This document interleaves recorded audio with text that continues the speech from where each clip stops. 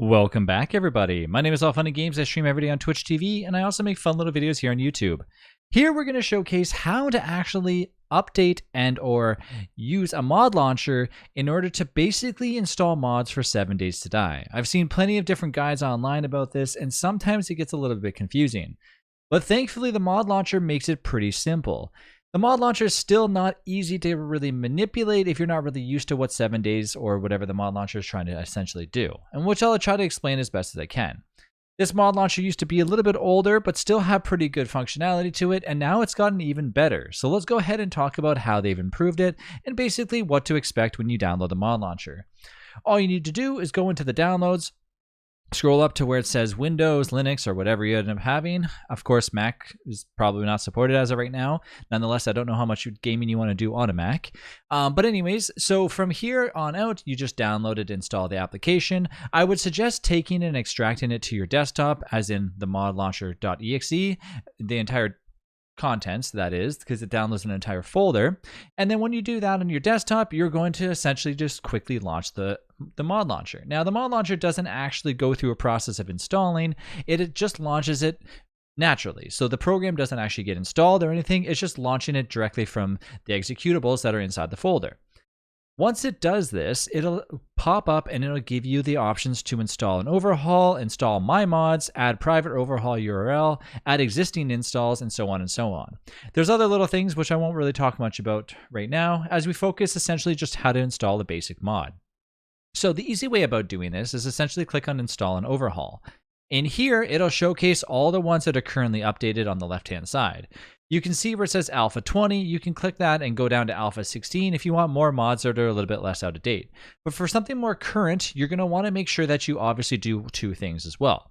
One, Darkness Falls is probably one of my favorite mods for 7 Days to Die, but when it comes down to actually getting yourself ready to using this mod and or future mods, you're going to want to double check to make sure that this is a current version. Currently, Darkness Falls is actually updated to 4.1.2. So I'm going to showcase in this video how to actually manually install a mod as well, just so you're able to do it yourself. And in case you don't really know how to do it, there's ways to do it manually where you don't actually overwrite your own Steam. Now, this is what I'm talking about. This is why you want a mod launcher. So what a mod launcher does is it says, okay, I'm going to take your current Steam files, aka your 7 days, and I'm going to copy them to a different location. So essentially what's happening right now is it's copying all my stuff and bringing it to the C 7 Days to Die or 7D2D custom my mods Darkness Falls 4.1.2. So what it's done is it's essentially made this. It's essentially made a shortcut or an actual folder, and imported all of my files from my Steam account from my regular 7 days into this. Then I'm actually able to click on it, and if I go into here, I'm now able to see where all my data is, including now actually inputting whatever mods I have. So essentially what it's going to do is if I ever wanted to make another one, which I'm going to showcase in a few seconds here, it'll actually make another interaction of an install of 7 Days to Die. I could call it whatever I want to call it, and then go ahead and essentially doing another mod in the next one. Now, this is if I want to custom install it.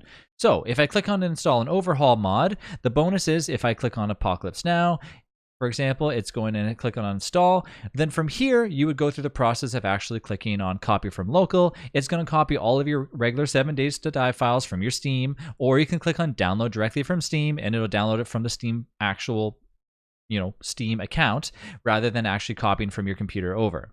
The faster and better way is doing it locally from your PC, especially if you have a solid state drive, because it's copying from the same location to the same location. Once it does that is when you actually go through the process of taking and opening up this folder. Here, my mods folder was not actually here, which means that it was just the basic game of 7 Days to Die. If I would have clicked on it at that point in time, it would have opened up a regular extra copy of 7 Days to Die. What you need to do is take whatever mod that you actually have downloaded. So for example, if you've went through a Discord channel and you've downloaded the newer Darkness Falls 4.1.2, which I already did download it, you would essentially take that entire zip folder. You can put it directly in here and then extract it if you like. All of those will actually have a big container showcasing just a mods folder. The mods directory is essentially where you're going to be shoving all of the other stuff. So when you open up and extract the Darkness Falls 4.1.2, it's going to come into an actual mods folder. you can then throw the entire mods folder in there as long as you don't already have it actually listed here. So for example, if this mods folder is already here, well, and this is completely empty, you're not going to want to make sure that you put another mods folder in here, because that's not going to do you any good.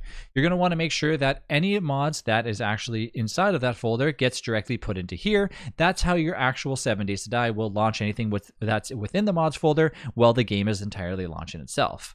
Then when you actually have this extension, which is telling you that, okay, I'm going to launch this version of Darkness Falls 4.1.2, or just this actual directory, you're going to click the play button without EAC, or with EAC if you click the middle one.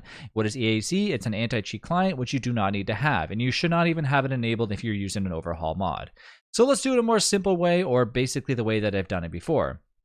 So same thing as before that I mentioned. If you want to click on overhaul, you can go through the easy process of clicking install and then copy from local, and then it'll download the mod accordingly. If you want to install it yourself, doing it the manual way to make sure that your mod is completely updated, and the only way to really rest assured about doing so is by going into the actual Darkness Falls or whatever mods folder, whatever mod you're looking to find's Discord, and making sure that in the announcements channel on their Discord is where they're going to be posting the most current version for that mod, if it's still being updated at that point in time. If I click on install my mods, it basically pops up and says my mods will allow you to make a clean copy of the game for you to install various mod lists, customizing your entire gameplay. Pick a unique name for this mod. This is where the actual situation where I wrote my mods came into play. So that's where it showcased and said my mods. So if I click on here and I click on, let's showcase YouTube tutorial. Enter a description for this mod. Custom install for modless or vanilla. Let's call it YouTube tutorial. So that way you can actually see what's about to be happening. So if I click on copy from local, essentially what it's going to do, it's going to recreate this whole situation all over again. And then I'm going to be able to manually drag and drop all my stuff. And then if I were to actually click OK, and where it says custom, you'll see right here a folder that says YouTube tutorial, and it'll have an entire full copy of 7 Days to Die in there without the mods folder, which basically gives us a blank template for inserting and whatever other mods we want to add into there. Now, that's basically it. And then every time you go through the process here, you're going to see where it gives you the options to choose whatever mod you actually want to launch. So for example, if I were to install another one, I would have a choice between doing, for example, Darkness Falls 4.1.2, YouTube tutorial, which might contain a different mod. If I clicked on install overhaul, then I clicked on GNA mod, well, then it would give me the option to choose that as well. Easy enough. If you want to click on install and overhaul, that is the easiest way to actually install and download an entire mod. But if you want the most up-to-date one, or if, for example, it's not up-to-date yet, which I do believe that the Darkness Falls 4.1.2 will probably be updated in the next few days, because the mod launcher is fairly quick to update.